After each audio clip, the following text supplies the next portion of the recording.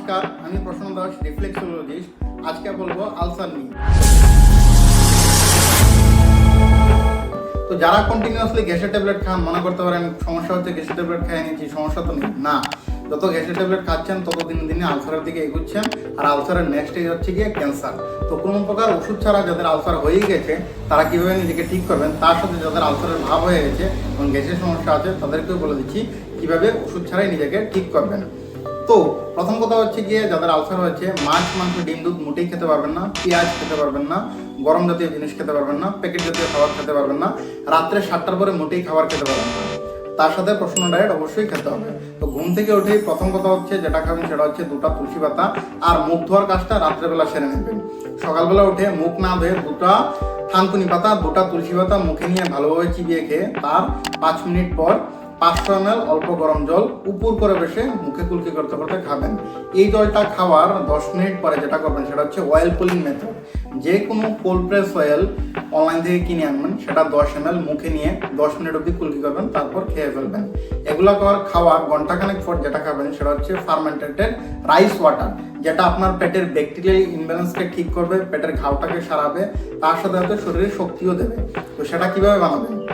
একটা মাটির পাত্রের মধ্যে যখন বাড়িতে ভাত রান্না করা হয় সেই ভাত 2 বাটি দিয়ে দেবেন এবং এর মধ্যে দেবেন 10 বাটি জল দিয়ে সেই মাটির পাত্রটাকে একটা সুতি কাপড় দিয়ে বেঁধে বারান্দায় খোলা জায়গায় রেখে দেবেন। এতে হবে কি, বাতাস থেকে যে গুড ব্যাকটেরিয়াগুলো আছে সেগুলো ভাতের জলের মধ্যে এসে মিশতে থাকবে।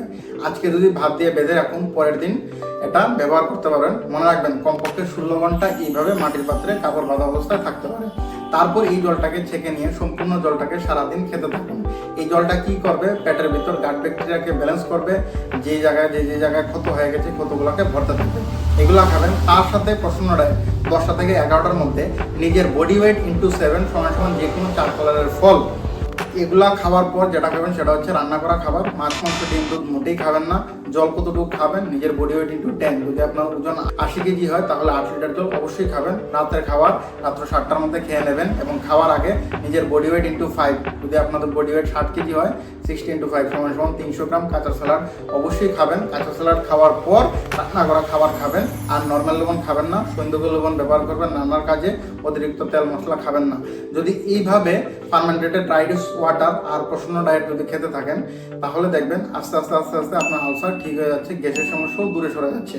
আর যাদের গ্যাসের বেশি সমস্যা হয় তারা খাওয়ার আগে ছোট্ট একটু করে আদা আর অল্প বিট লবণ মুখে নিয়ে ভালোভাবে চিবিয়ে তারপর খাওয়া স্টার্ট করবেন। সাথে সাথে নারী শুদ্ধি অবশ্যই করবেন।